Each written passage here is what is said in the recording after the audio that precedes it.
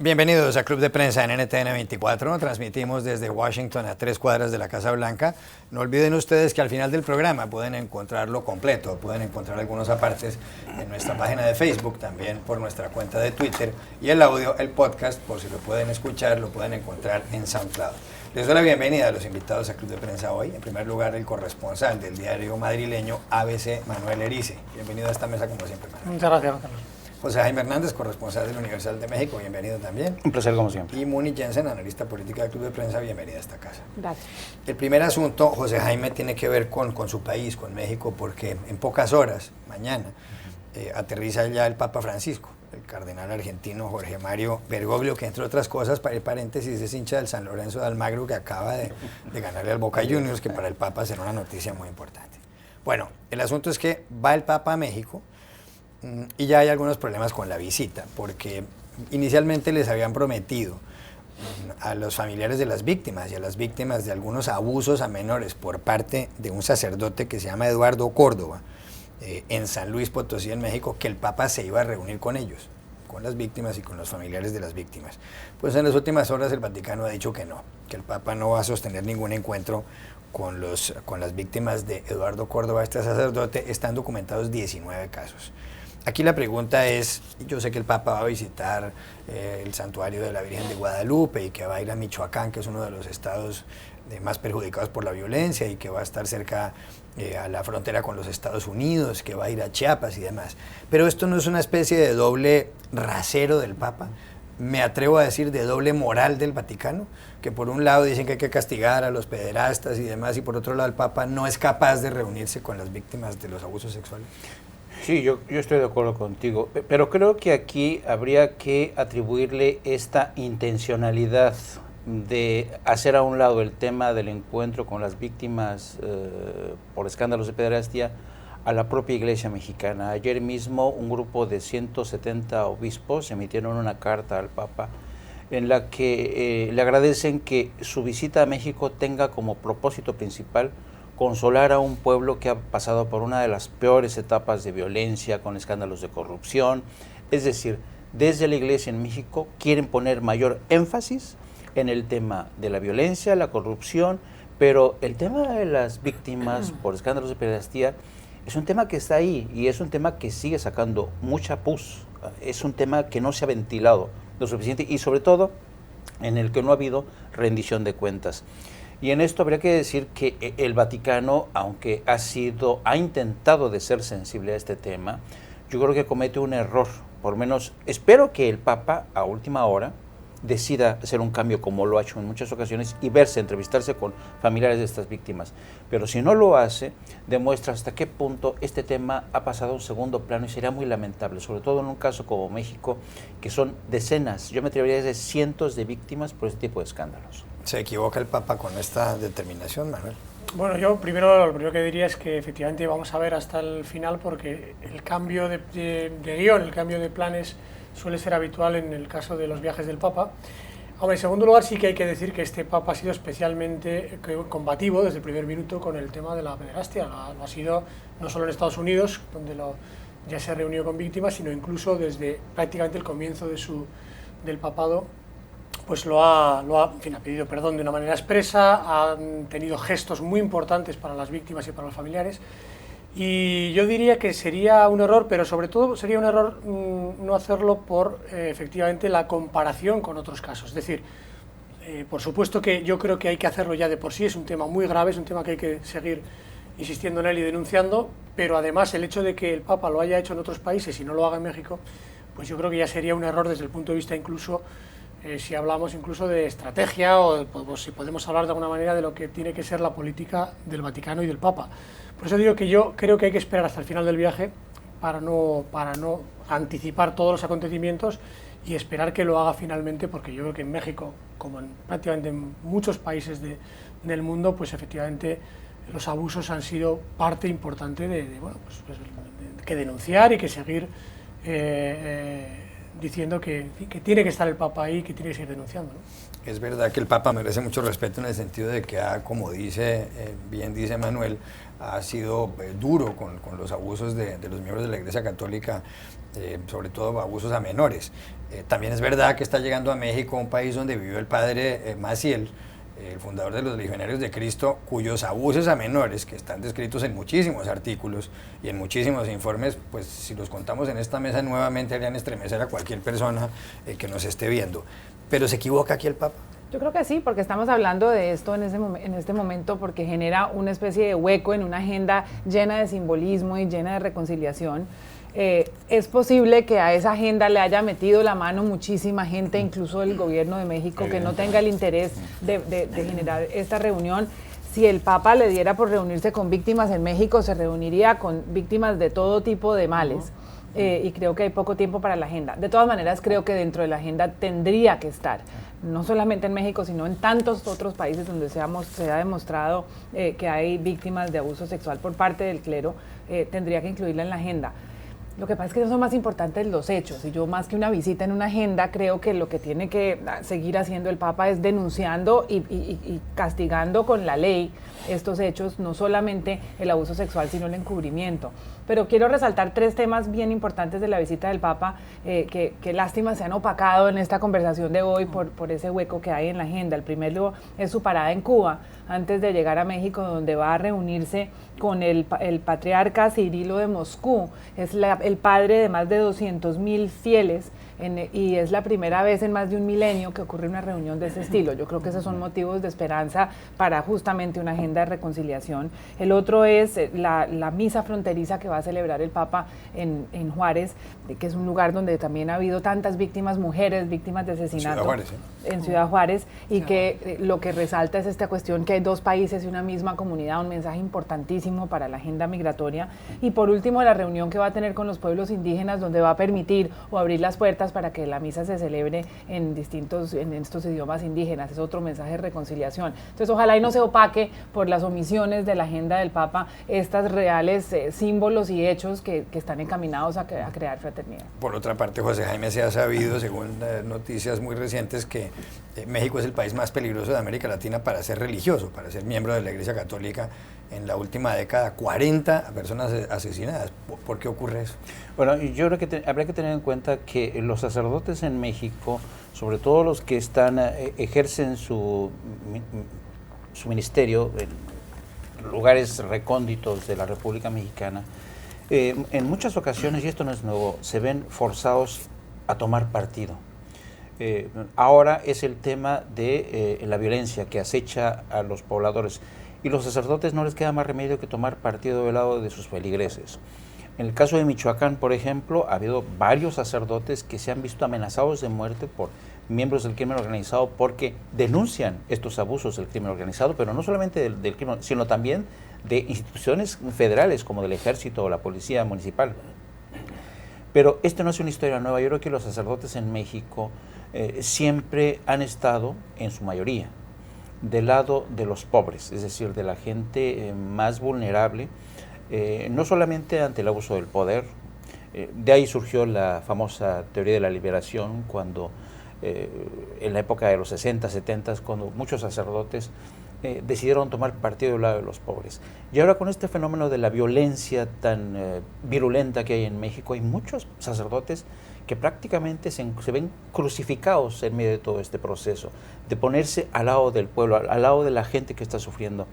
Y este es un fenómeno lamentable. Yo espero que el Papa haga una mención de este tema, pero si me permites, un poco lo que mencionó Moni, yo creo que es interesante, sobre todo el discurso en el encuentro con el patriarca de la Iglesia Ortodoxa en La Habana, que va a ser muy interesante porque es un encuentro que se produce no en Moscú, se produce en La Habana. Eso es muy interesante. Pero también la misa que va a dar el Papa en El Paso, en la frontera, en Ciudad Juárez, a mí se me hace muy interesante porque estoy muy seguro que el Papa no va a dejar de aludir a los pronunciamientos de candidatos como el señor Donald Trump, en el sentido de que se construya un muro para reforzar. Yo estoy seguro que el Papa, que él ha defendido a los inmigrantes, yo creo que tendría que pronunciarse, espero que se pronuncie. Ya veremos qué le contesta Donald Trump al Papa, porque eso también será motivo, por supuesto, de algunos comentarios. Y a propósito de Trump, hay noticias aquí en Estados Unidos sigue la campaña para que los precandidatos presidenciales, cada uno logre convertirse en aspirante, uno del Partido Republicano, otro del Partido Demócrata. Eso pasará a mediados de año en las convenciones de los dos grupos políticos. Por lo pronto, acaba de producirse la segunda parada en este proceso de elecciones primarias, donde cada grupo escoge a sus candidatos en el estado de New Hampshire, en el noreste. Hace pocas horas usted estuvo en New Hampshire y ha escrito algunos artículos, varios, en el diario ABC de Madrid. Desde que usted aterrizó aquí en Washington, pues han pasado varias cosas. La primera, dentro de los candidatos republicanos han renunciado dos. Uno, Chris Christie, el gobernador del estado de New Jersey, y otra, Carly Fiorina, que fuera presidenta de Hewlett Packard. Entonces quedan los siguientes dentro de los republicanos: Donald Trump, John Kasich, Jeb Bush, Ted Cruz, Marco Rubio y Ben Carson. Y dentro de los demócratas siguen compitiendo la señora Hillary Clinton con el señor Bernie Sanders. ¿Qué cree usted que va a ocurrir ahora en las primarias que va a haber en Carolina del Sur y también en Nevada con estos retiros? Y sobre todo, ¿qué va a pasar con Hillary Clinton, de quien usted ha escrito en ABC un artículo diciendo que ha metido también mucho la pata en su campaña? Bueno, yo creo que en primer lugar lo que sí ya sabemos es que la pelea en los dos bandos, cosa que hace muy pocos meses parecía el bando demócrata que estaba prácticamente solucionado, yo creo que es el origen de algunos males de Hillary. Los dos bandos van a tener una lucha muy fuerte en Carolina del Sur, porque digamos que Iowa y New Hampshire de alguna manera son los dos puntos iniciales especiales, poco el punto de arranque de siempre de todos los procesos de primarias, pero ahora es cuando se abre realmente ya y se traslada la campaña al resto del país. Y Carolina del Sur es un sitio muy especial, primero porque hay una presencia muy importante afroamericana. En caso demócrata va a ser un poco la piedra de toque para Sanders y Hillary, y donde se supone, porque aquí en esta campaña lo que yo estoy percibiendo es que cada día cambia todo, es decir, cuando uno parece que hay un hilo conductor o una especie de camino, de repente vuelve a cambiar. En el caso de la parte demócrata, lo que sí sabemos ahora mismo es que Sanders tiene opciones de ganar, cosa que hace muy poco tiempo pues prácticamente todos dábamos por hecho que Hillary era la favorita indiscutible, probablemente casi la candidata inevitable, ¿no? Y yo creo que eso ha llevado precisamente a que Sanders, que ha logrado conectar de una manera abrumadoramente mayoritaria con los jóvenes, cosa que en una campaña siempre es muy importante, pues está creciendo, y está creciendo a una velocidad que ahora mismo, aunque sigue siendo favorita Hillary Clinton, y particularmente Carolina del Sur, donde Hillary tradicionalmente siempre ha conectado muy bien con las minorías, y particularmente con la minoría afroamericana, sigue siendo favorita también en Carolina del Sur, pero ya nadie se atreve a decirlo con rotundidad, porque el movimiento, esa revolución Sanders, pues está creciendo a una velocidad muy importante.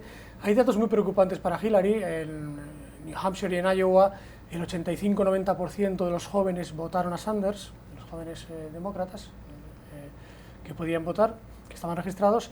E incluso en New Hampshire, las mujeres votaron también mayoritariamente a Sanders, cosa que fue una gran sorpresa, porque se supone que es el motor, el valor más importante que puede tener en su apoyo es Hillary, y por tanto queda totalmente abierto. En la parte republicana, pues más allá de los nombres que has citado, sigue habiendo, digamos, dos grandes vectores: el vector outsiders, que está Trump por un lado con Cruz, y por otro lado el establishment.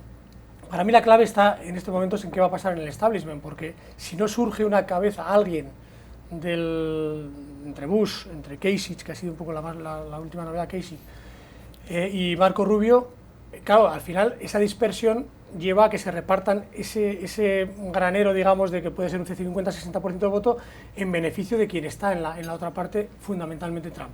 Yo creo que ahora mismo hay tres posibilidades, es decir, tres favoritos. Por un lado está Trump, por otro lado está Cruz, que yo creo que tiene menos opciones porque su, digamos, fortaleza en el mundo evangélico cristiano tiene una limitación. No es, digamos, un republicano, o no es difícil que perciba o que reciba ese voto amplio republicano, y el problema está quién va a ser la cabeza entre los, digamos, del establishment. Marco Rubio apuntaba a serlo, pero de repente en un minuto de debate, en 2 minutos de debate, pues sí, perdió comba, y no ha perdido toda la comba, pero sí es verdad que ha quedado tocado. Por tanto, Carolina del Sur, por terminar, va a ser, digamos, la gran batalla, la grandísima batalla entre tres posibles candidatos de ese establishment: Kasich, Bush y Marco Rubio. A mí me parece que Bush, por lo que yo he percibido estas 2 semanas, tiene un gran hándicap, que es apellidarse Bush. Yo creo que hay una mayoría importante de republicanos que no les gusta que otro Bush sea presidente por diferentes razones, y yo creo que ahora mismo Casey, que es una opción, aunque es verdad que es un desconocido que está emergiendo ahora, y Marco Rubio sigue siendo una opción, pero insisto, si no destaca uno de los 3, ahora mismo quien tiene todas las de ganar, y lo digo claramente, aunque es verdad que esto puede cambiar mucho, es Donald Trump. Me llama la atención que en este momento las decisiones en las próximas 2 primarias y quizás en el resto de la campaña están en manos de las minorías. Y las 2 minorías principales en este país, que es la minoría afroamericana, que representa el 12% del voto, y la minoría hispana, que ahora representa el 13% del voto, si es que salen a votar, tiene un papel muy, muy importante, y los hábitos y las tendencias de votación son muy desconocidas, son más conocidas entre los afroamericanos, pero como esta es la campaña de romper tendencias, pues esta verdad seria y ciega de que los afroamericanos votan con Hillary se va a poner a prueba la próxima semana en Carolina del Sur, y es ver si los ideales de la izquierda, de Bernie Sanders, logran cautivar a la población negra, sobre todo la población más joven. Por otro lado, los hispanos tampoco nadie sabe cómo votan, porque si bien están bastante unidos en su odio a Donald Trump, a veces los temas sociales y los temas que están relacionados con temas de la familia y el asunto del aborto, el divorcio, el matrimonio gay, tienden a votar más conservador, y en temas del bienestar y de educación y salud tienden a votar más con el Partido Demócrata. Entonces yo creo que hay una gran incógnita en estados como Florida, como Nevada, como Colorado, en cómo van a votar los hispanos, y también la incógnita si se va a romper la tendencia que ha habido entre los afroamericanos. Jaime Hernández. Es interesante lo que menciona Muni, porque efectivamente hay una gran incógnita, enorme incógnita, sobre lo que va a ser el electorado hispano, que, como dice Muni, representa ya el 13%. El problema del voto hispano es que en su mayoría está concentrado en estados que no están en disputa, es decir, que no van a ser decisivos. Me refiero a California, Texas, es donde está la mayor concentración del voto hispano. Sin embargo, sí pueden decidir, o por lo menos marcar tendencia, en estados como Florida, Colorado y Nevada. En Nevada justamente es el estado quizá donde ha crecido más el voto hispano. El problema del voto hispano, como ya decía Muni, es que sobre todo entre los jóvenes, porque el voto hispano es en su inmensa mayoría joven. Los jóvenes no salen a votar. Entonces, aquí la gran pregunta es, ¿Bernie Sanders va a ser capaz de entusiasmar a estos jóvenes hispanos? Yo conozco muchos jóvenes hispanos a los cuales está entusiasmando Bernie Sanders. Por tanto, hace un momento Manuel estaba diciendo que uno de los grandes hándicaps de Jeb Bush es su apellido. Y yo creo que en la acera de enfrente, uno de los grandes hándicaps de los demócratas es el apellido Clinton. Los jóvenes, sobre todo, ya no quieren, ya no están convencidos de que esta sea una marca que les ofrezca a ellos honestidad, credibilidad y sobre todo un cambio. Bernie Sanders por eso ha ganado tanto apoyo entre los jóvenes. Está exigiendo educación para todos y además que haya mayor igualdad, que es la piedra de toque de estas elecciones. Cogiendo el mismo argumento, muy acertado yo creo, que hay una palabra que es ilusión. Yo creo que la ilusión en todas las elecciones es fundamental. En estas elecciones particularmente, donde hay un estado de ánimo generalizado muy de enfado, de desconexión de la política, de los políticos, yo creo que la ilusión, efectivamente, estoy de acuerdo, va a ser clave. Y yo, que he estado en los mítines recientes, en los rallies, cogiendo el hilo argumental, el meeting de Sanders en Iowa City fue realmente espectacular. Fue 5.000 jóvenes, porque además el 90-95% eran jóvenes, con un espíritu de ilusión impresionante. Yo me quedé impresionado. Y ese movimiento que inicialmente pues podía parecer algo casi hasta folclórico inicialmente, yo creo que está calando a una velocidad que está desbordando efectivamente al equipo de campaña de Hillary Clinton, que de hecho ya hemos contado algunos que va a cambiar, va a intentar darle una vuelta. Está calando en internet, está calando en las redes sociales, y yo me atrevería a decir que ahora mismo, más allá de que es verdad que las minorías, porque claro, según cómo se lean este tipo de cosas, las minorías son muy importantes, pero la cuestión ahora es si Sanders va a ser capaz de convencer a los jóvenes afroamericanos, hispanos, y yo creo que sí, o por lo menos en una medida más importante de lo que podía pensarse hace tan solo un mes. Ya regresamos a Club de Prensa. Volvemos al Club de Prensa en NTN 24 desde Washington. Manuel, el rey de España, Felipe VI, ha encomendado hace pocos días a Pedro Sánchez, el líder del Partido Socialista Obrero Español, que forme gobierno en ese país. En las elecciones del pasado 20 de diciembre ganó el partido que está actualmente gobernando, el PP, el Partido Conservador de Mariano Rajoy, que sigue de presidente en funciones. En segundo término quedó el Partido Socialista, después vino Podemos, el partido de izquierdas encabezado por Pablo Iglesias, y finalmente en los primeros 4, Ciudadanos de Albert Rivera. Pero el señor Sánchez no ha podido formar gobierno. En las últimas horas, y así lo reporta su periódico, el diario ABC de Madrid, ha habido un encuentro entre Rajoy y Rivera para hablar sobre un compromiso de flexibilizar algunas cuestiones de la economía. Pero la pregunta es, ¿va a seguir España sin gobierno en los próximos días? ¿Es que Pedro Sánchez no va a ser capaz de formar un gobierno? Pues yo me temo que no, me temo que es muy complicado. El problema de este país ahora mismo, de España, es que primero, la aritmética no acompaña a nadie. Es decir, es verdad que el PP ganó las elecciones, pero el PP no tiene, como el propio Rajoy ha asumido, la mayoría suficiente para poder ser presidente y seguir gobernando.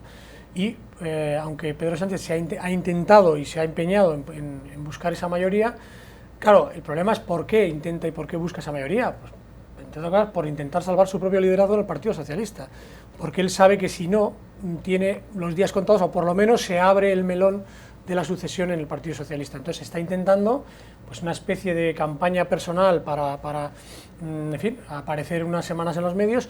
Yo creo que lo tiene muy difícil, y entre otras cosas porque la única forma de formar mayoría o que le acompañe la aritmética sería con un acuerdo en el que estuvieran presentes, por supuesto, Podemos, por supuesto, y también los independentistas.